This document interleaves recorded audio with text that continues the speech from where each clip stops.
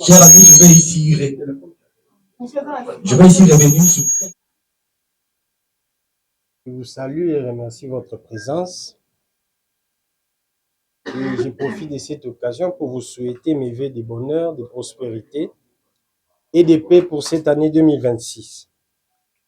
Ces souhaits s'imposent, d'autant plus que la situation actuelle que traverse notre pays fait que le bonheur, la prospérité et la paix sont des concepts qui, pour nombre de nos compatriotes et peut-être aussi pour moi également, n'existent que dans le vocabulaire, la réalité étant tout à fait contraire.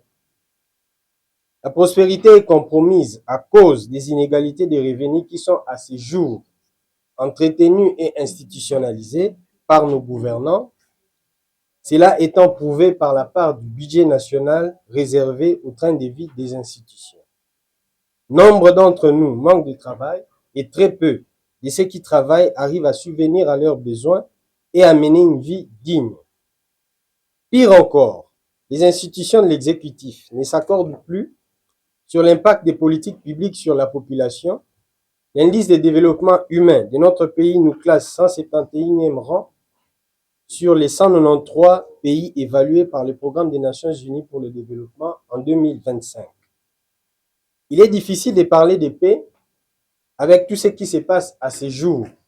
L'agression rwandaise, facilitée par certains compatriotes qui ont choisi les armes, les Mobondo qui, avec la criminalité urbaine communément appelée Kuluna, ont mis en évidence l'inefficacité des choix opérés par nos gouvernants en matière de politique sécuritaire.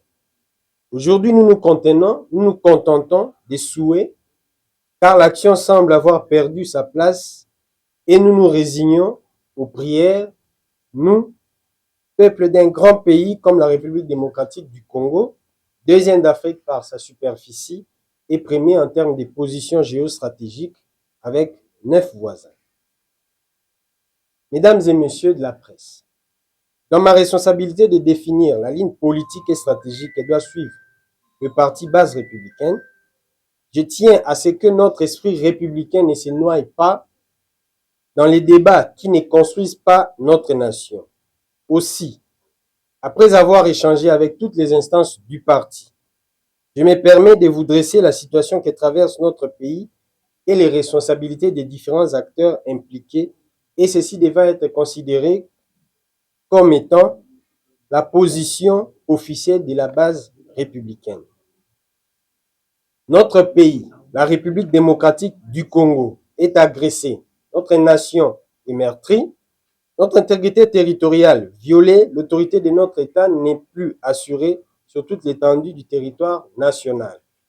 Ceci expose nos compatriotes à l'insécurité et soumet nos forces armées à une terrible épreuve physique, morale et spirituelle.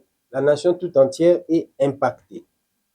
Nos frères et sœurs, pères et mères ont été massacrés, mutilés, assassinés, obligés d'abandonner leurs habitations, des enfants, filles et garçons exposés aux atrocités, obligés d'observer des actes de barbarie et de criminalité, obligés de mettre un terme à leur tendre enfance, si ce n'est la vie.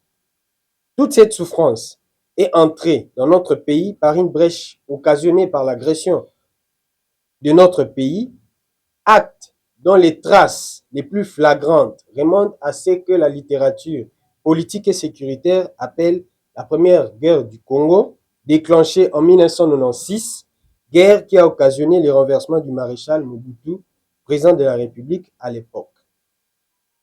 Nous avons un voisin, parmi les 9, dont le nom revient à chaque fois qu'il y a des bruits des bottes, des coups de mortier ou des crépitements des balles dans notre pays.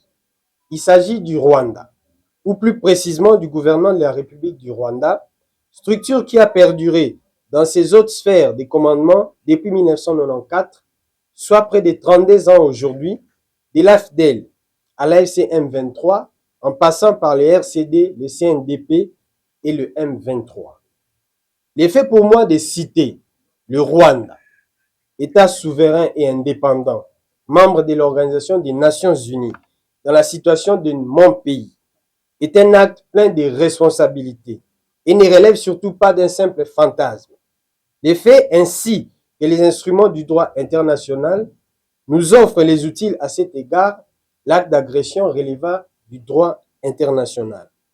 Pour rappel, la résolution 33-14 adoptée par l'Assemblée générale des Nations Unies lors de sa 29e session le 14 décembre 1974 définit les crimes d'agression comme étant l'emploi des forces armées par un État contre la souveraineté, l'intégrité ou l'indépendance politique d'un autre État ou de toute autre manière incompatible avec la Charte des Nations Unies ainsi qu'il ressort de la présente définition.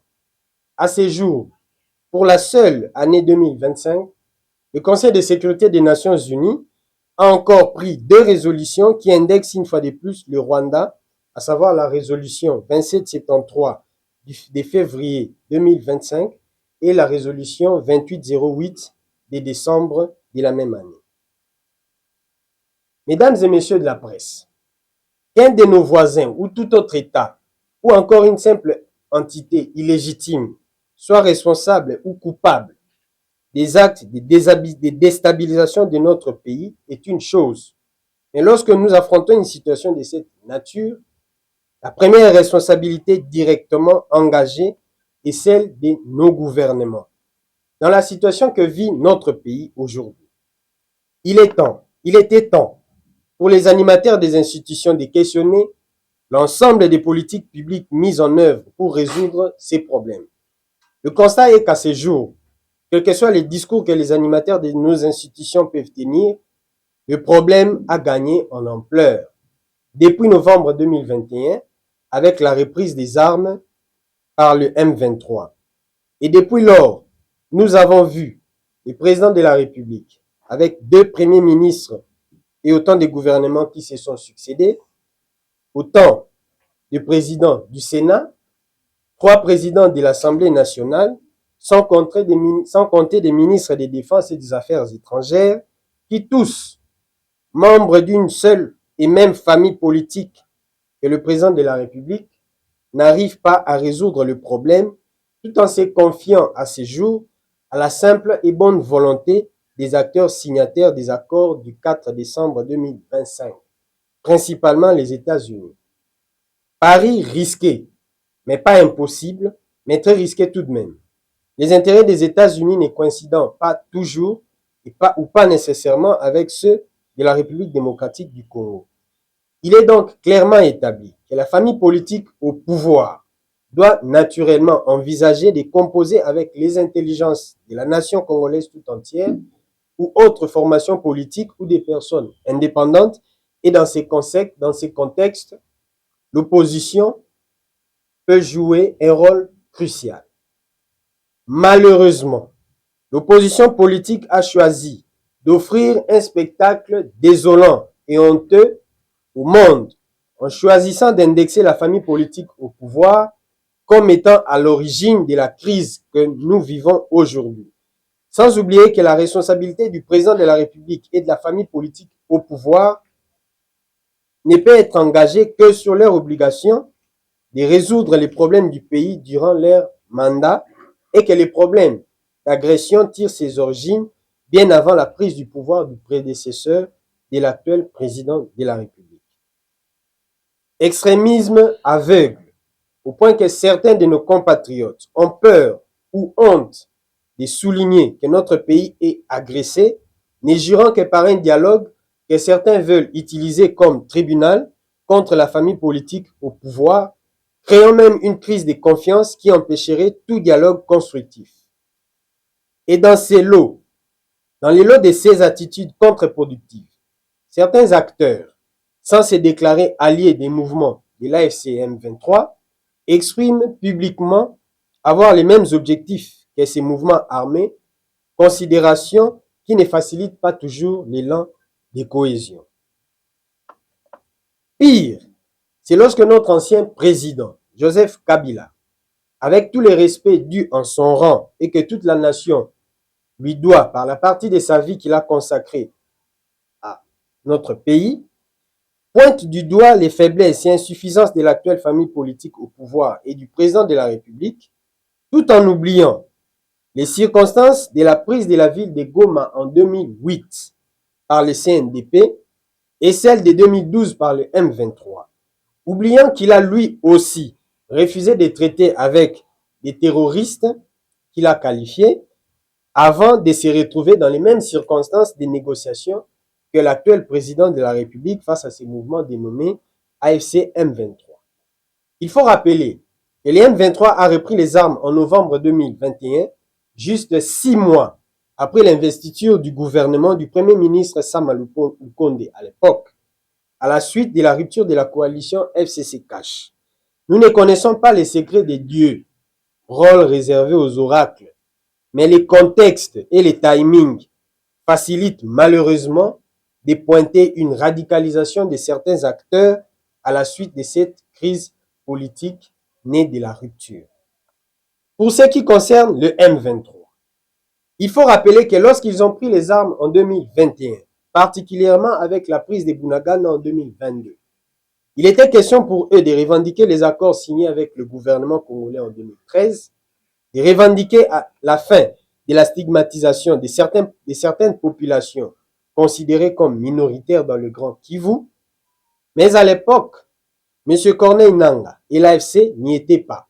Et la question est de savoir ce que ces messieurs compatriotes a apporté à un groupe déjà suffisamment doté en moyens financiers au point d'être équipé en hommes et en logistique comme une armée moderne, à en croire les déclarations du secrétaire général des Nations Unies. La base républicaine est convaincue que des grés ou des forces, consciemment ou inconsciemment, tous les Congolais qui prennent part à ces mouvements du M23 d'un État qui nous agresse. Il s'agit de la République du Rwanda. C'est connu de tous, ce n'est pas une invention de la base républicaine, encore moins de la République démocratique du Congo. Et sur cette question, aucun des gouvernements congolais n'a pu exprimer un point de vue contraire à celui que la base républicaine exprime à ces jours. Mesdames et messieurs de la presse, il faut s'inscrire en faux contre toute idée de dénier la responsabilité de la communauté internationale dans tout ce qui se passe dans notre pays aujourd'hui. Lorsque nous parlons de la communauté internationale, il faut la considérer d'abord dans son caractère formel, à savoir l'architecture institutionnelle internationale. En effet, en voulant régler un problème, le Conseil de sécurité des Nations Unies a créé un autre, encore plus grave, à travers la résolution 1823 de juillet 2008. Au cours d'une session qui a curieusement duré 5 minutes, à en croire le procès verbal de la dite session, les archives du Conseil de sécurité mises à profit, l'Afrique étant représentée au Conseil de sécurité à ces moments par la République sud-africaine, le Burkina Faso et la Libye, sans compter la Belgique qui s'est toujours voulue aux côtés de la République démocratique du Congo. Quelle est la teneur de cette résolution que nous pointons ici? À travers elle, l'autorisation est accordée à toutes les entités non gouvernementales de s'approvisionner en armes, munitions et tout type d'équipement militaire à partir du Rwanda. Il suffit pour elles de s'y être installées ou d'avoir un point d'attache. Cette résolution a donc eu pour conséquence de faciliter à plusieurs groupes armés l'utilisation du territoire du Rwanda comme base arrière ou simplement un point d'approvisionnement pour mener leurs activités subversives, les plus souvent en République démocratique du Congo, dans les Grands Kivu. Nous avons donc là un instrument du droit international qui facilite la déstabilisation de la région des Grands Lacs. Si d'autres responsabilités de la communauté internationale sont à discuter ou à relativiser, il n'en demeure pas moins que la résolution 1823 de 2008 du Conseil de sécurité des Nations Unies reste une preuve sans appel. Mesdames et messieurs de la presse, l'effet d'établir les responsabilités ne signifie pas pour nous que le monde doit s'écrouler parce que des fautes, des erreurs ou encore des omissions ont été commises. La base républicaine demeure fidèle à son souhait de voir toute la nation congolaise tourner vers les objectifs ci-après. Le rétablissement de l'autorité de l'État, la fin du cycle des violences qui endeuillent la nation congolaise et qui déstabilisent la région des Grands Lacs, la préservation de l'intégrité territoriale de la République démocratique du Congo dans ses frontières, la restauration de la cohésion nationale et les renforcements de la crédibilité de l'État. Ces objectifs étant sacrés, il y a nécessité d'accepter les rôles que doivent jouer tous les acteurs que nous avons énumérés et indexés, quelle que soit leur responsabilité dans la situation que vit la République démocratique du Congo aujourd'hui. C'est dans cet esprit que nous saluons le sens d'ouverture qui a été communiqué à la presse. Sens d'ouverture exprimé par le président de la République pour la tenue d'un dialogue, le reste étant de déterminer les cadres de son déroulement dans un climat apaisé et dans un esprit républicain. Cette voie, comme toute autre initiative, bénéficie du soutien de la base républicaine à la seule condition de ne pas remettre en cause les institutions légalement établies dans le respect de notre Constitution en vigueur. Plus que Doha et Washington, ce dialogue peut faciliter l'atteinte des objectifs stratégiques que nous avons énumérés.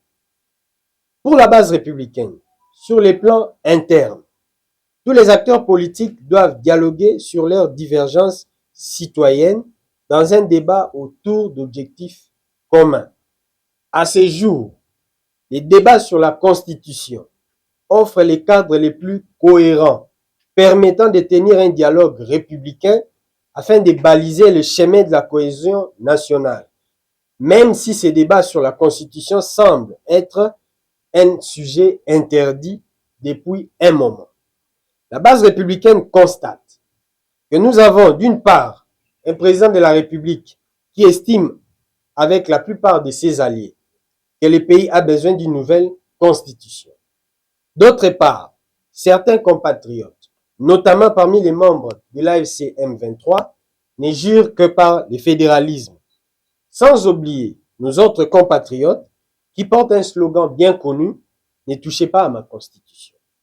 N'est-ce pas là les divergences sur un vrai débat républicain qui peut réunir les Congolais dans un dialogue inclusif, lequel dialogue devra renvoyer tous les acteurs au souverain primaire qu'est le peuple, lui qui a le pouvoir de statuer en dernier lieu sur cette question, notamment à travers un référendum.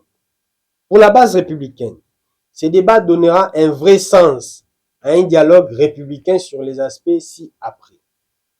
Le dialogue doit répondre à la question de savoir comment on soumet la question au peuple. 2. Puisque le peuple doit s'exprimer dans son ensemble sur toute l'étendue du territoire, l'AFC M23 n'aura donc pas des raisons d'empêcher le rétablissement de l'autorité de l'État sur les zones sous son influence. Puisque cette question aura une portée éminemment interne, le Rwanda, dans l'esprit des accords signés le 4 décembre 2025, doit se retirer et retirer ses mesures défensives du territoire de la République démocratique du Congo. Puisque les processus référendaires doivent être transparents, les acteurs pourront discuter en toute responsabilité sur la réforme de la CENI et éventuellement la recomposition de la Cour constitutionnelle. Puisque les acteurs doivent avoir une confiance totale en l'exécutif pour l'atteinte de ces objectifs, il y aura discussion sur la composition d'un gouvernement responsable et représentatif des parties prenantes, indépendamment des poids politiques qui déjà n'ont pas reflété l'efficacité dans l'action publique. Sans oublier que le dialogue permettra de déterminer si l'on va au référendum avant ou après 2028 ou si l'on doit organiser les élections anticipées. sans oublier la nécessité de fixer les modalités d'une justice transitionnelle ainsi que les réparations pour les actes commis pendant les hostilités. Mesdames et messieurs de la presse, la base républicaine est convaincue que la communauté internationale, tant les organisations internationales régionales que sous-régionales, peuvent jouer un rôle, notamment dans l'accompagnement de ces dialogues à venir, ainsi que dans l'harmonisation des relations entre la République démocratique du Congo et le Rwanda, car la coexistence pacifique entre les deux États est encore possible. Ainsi, dans l'esprit de la série des accords signés le 4 décembre à Washington, que la base républicaine soutient malgré certaines imperfections constatées, et dans l'esprit des textes de référence du processus de Doha, la base républicaine propose les mesures de confiance à établir des préférences avant la tenue d'un dialogue, à savoir la redéfinition et l'élargissement du mandat de la MONUSCO en lui confiant la mission de surveiller les frontières entre la République démocratique du Congo, le Rwanda et le Burundi, afin de prévenir tous les actes d'agression et d'empêcher que le territoire d'un État soit utilisé comme base arrière pour les activités subversives contre un autre. Garantir l'effectivité du cessez-le-feu entre les FARDC et l'AFC M23.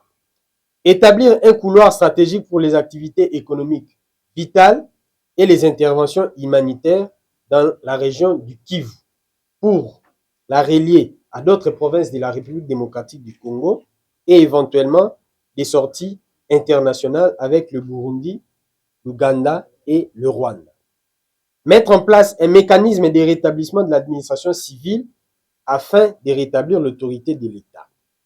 Élargir les négociations à Doha entre les gouvernements et l'AFC M23 à l'opposition politique non armée ou simplement de ramener ces négociations à Kinshasa, chose que la base républicaine souhaite. Dans la résolution 1823 du Conseil de sécurité des Nations Unies, les droits reconnus à toute entité non gouvernementale de s'approvisionner en armes et équipements militaires. Pour la base républicaine, les projets de la Constitution républicaine pour la souveraineté du peuple est motivé par l'urgence de restaurer l'âme de la nation, perturbée par des divisions et des divergences de tous bords.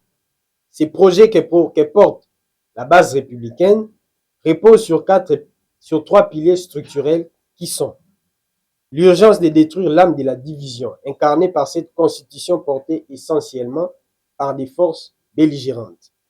L'urgence de mettre fin à l'hypocrisie autour de la constitution en vigueur et d'obtenir une constitution consensuelle. La nécessité de rétablir la souveraineté du peuple à travers une initiative qui met le peuple en première position plutôt que la classe politique dirigeante. Dans les détails, qu'est-ce que cela signifie? Sans nier que la constitution en vigueur a été adoptée par référendum, la base républicaine constate et rappelle que cette initiative a été portée par des forces politiques aux intérêts non seulement opposés entre elles, mais chacune de ces forces était portée par des intérêts de puissances étrangères qui, à plusieurs reprises, ont été coupables ou complices de déstabilisation de la République démocratique du Congo, créant un doute sur leur capacité à vivifier les aspirations du peuple, et cette âme de division a conduit à cette hypocrisie autour de la Constitution, laquelle est constatée par les éléments ci-après. La contre-campagne de l'UDPS qui qualifiait cette Constitution d'acte de vente de la nation au moment du référendum en 2005. La recommandation par la CENCO dans les messages des évêques de l'Église catholique de la RDC de mars 2006 d'une révision constitutionnelle comme tâche urgente à accomplir dès les débuts de la première législative de la Troisième République, soit moins d'un mois après la promulgation de la Constitution en vigueur. La révision de cette Constitution par le président Kabila et sa famille politique en janvier 2011, le lancement du débat sur les changements de la Constitution en 2014 par le parti locomotive de la majorité présidentielle, à savoir le PPRD, parti au pouvoir à l'époque, et l'ouverture du débat par le président de la République, Félix-Antoine Tshisekedi. À ce jour, la base républicaine porte le projet d'une constitution républicaine pour la souveraineté du peuple. L'hypocrisie autour de la Constitution consiste simplement, selon les constats de la base républicaine et du nombre de nos compatriotes, consiste simplement à soutenir la Constitution afin d'empêcher les partis au pouvoir d'utiliser une initiative constitutionnelle pour aménager son positionnement politique. Réaction légitime, mais qui ne traduit pas un réel attachement à la Constitution. De ce qui précède, la base républicaine est convaincue qu'il y a l'urgence de porter une initiative qui doit commencer en dehors de la classe politique dirigeante, à savoir l'Union sacrée, et de la proposer aux filles et fils du pays avant que les débats ne se transposent au niveau institutionnel. Sur les débats des fonds, le projet que porte la base républicaine porte les innovations ci-après par ordre d'importance. La définition de la forme de l'État comme république fonctionnant selon les principes de décentralisation. La responsabilité d'une nationalité multiple.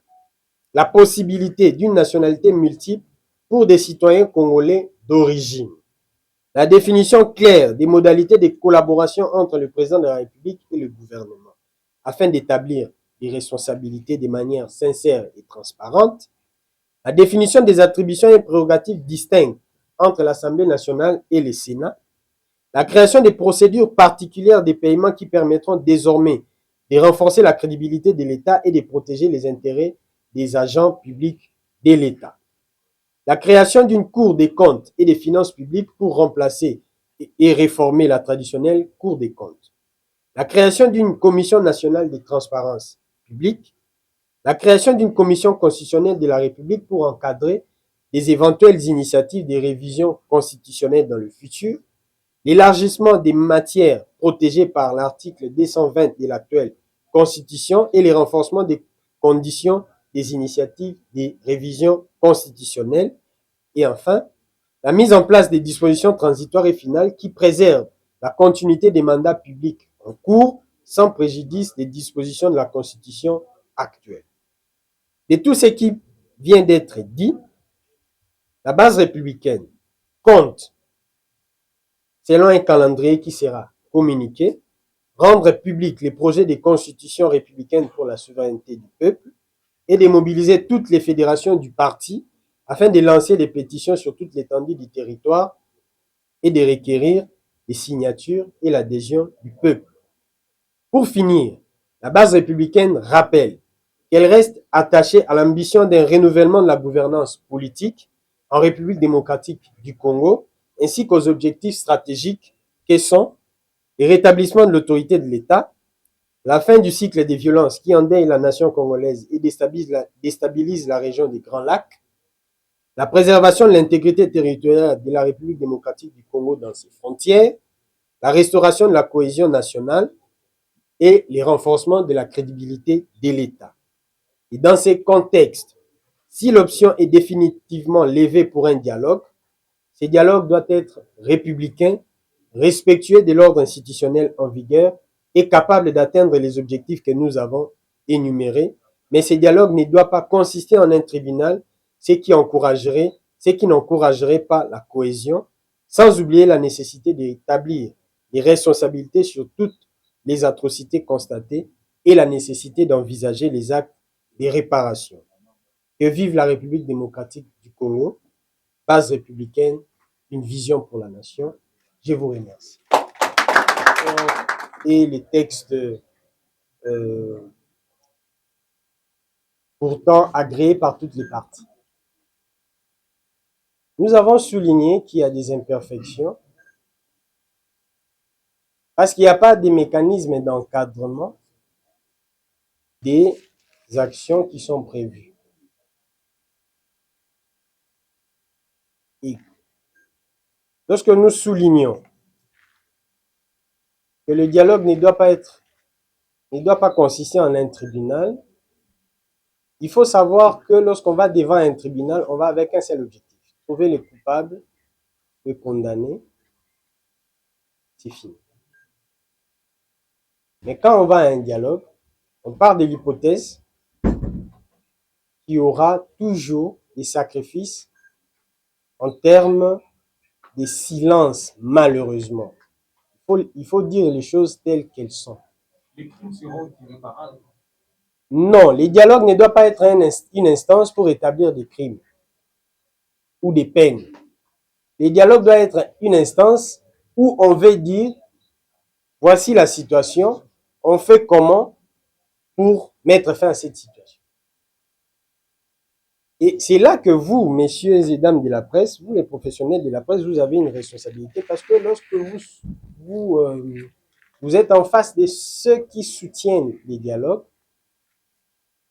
il faut leur poser la question, quel est leur contenu pour que les dialogues résolvent la crise. C'est quoi notre crise aujourd'hui? Nous avons le pays agressé, nous avons des compatriotes qui ont tenu les armes en complicité avec notre agresseur. C'est ça le problème. Il ne faut pas l'amener ailleurs. La base républicaine estime que le gouvernement que nous avons aujourd'hui, l'ensemble des animateurs des institutions, n'ont pas encore trouvé la formule pour résoudre le problème. Et il leur appartient de trouver la formule parce que ce sont eux qui sont en train de gérer le pays. Mais les problèmes, ce n'est pas eux. Nous leur reprochons leur inefficacité dans la résolution du problème. Mais les problèmes, c'est quoi? Les problèmes, c'est que le pays est agressé, il y a des compatriotes qui ont pris les armes et ont mis fin à l'ordre institutionnel dans certains coins du pays. C'est ça le problème. Et quand on va au dialogue, c'est quels sont les mécanismes, la solution proposée pour que ces compatriotes-là déposent les armes pour qu'on rétablisse l'autorité de l'État sur toute l'étendue du territoire et pour mettre fin à l'agression rwandaise. Les dialogues doivent consister en cela. Maintenant, chaque acteur peut proposer des solutions pour résoudre ces problèmes-là. Donc, c'est dans cet esprit qu'il faut prendre les dialogues. Et c'est pour cela que nous avons dit que ça ne doit pas être un tribunal. Le gouvernement de prendre l'initiative et la participation de la RDC ou non. Il faut respecter son pouvoir. S'il estime que c'est nécessaire, il va nous faire partir de la francophonie. Après, chaque acteur va dire ce qu'il pense. Mais il faut d'abord respecter, dans ma position, j'estime que c'est la prérogative du gouvernement, donc il peut faire le choix. Sur les ressortissants du Grand Kivu, malheureusement, je m'inscris en faux. Je connais des ressortissants du Grand Kivu qui s'expriment clairement sur la question. Je me refuse le droit de citer leur nom, mais j'en connais qui en parlent. Sauf que il ne faut pas mélanger parce que il y a aussi ceux qui ne sont pas ressortissants du Kivu qui ne veulent pas signer. La base républicaine s'exprime en termes de principes.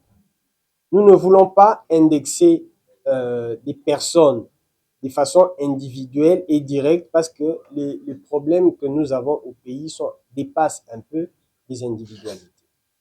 Donc, nous nous exprimons en termes de principes. Il faut reconnaître les faits. Parce que si nous ne reconnaissons pas les faits, nous biaisons nos approches des solutions. On ne va pas résoudre le problème. Maintenant, l'autre question sur la participation des Nanga et du président Kabila, il faut reconnaître qu'à ces jours, s'il faut considérer comme vrai la sortie médiatique du porte-parole du gouvernement à ces sujets, le président Tshisekedi est disposé pour un dialogue. Ce qui reste, c'est comment on les fait, les cadres de son déroulement. C'est dans les cadres du déroulement d'un dialogue qu'on va définir quel acteur va participer ou ne va pas participer et pourquoi il va participer ou pourquoi il ne va pas participer. La base républicaine souhaite un dialogue inclusif, mais pas un dialogue complaisant.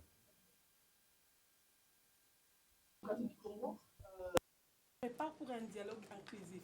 Pensez-vous que ces arrestations favorisent-elles la paix en République démocratique du Congo? À tout moment, nos institutions soient remises en cause lorsque une personne ou plusieurs personnes ne sont pas d'accord sur une action qui est menée. Il faut respecter les institutions. Après, il faut exiger aux institutions de procéder comme les veut notre Constitution. Ce sont les deux exercices. Donc, il ne doit pas y avoir des personnes qui sont cachetées, qui portent une étiquette pas touchée. Non, nous ne voulons pas de ça. Mais s'il y a quelqu'un, opposant soit-il, qui est appréhendé par les forces de l'ordre ou par la justice, ce que nous devons exiger, c'est quoi?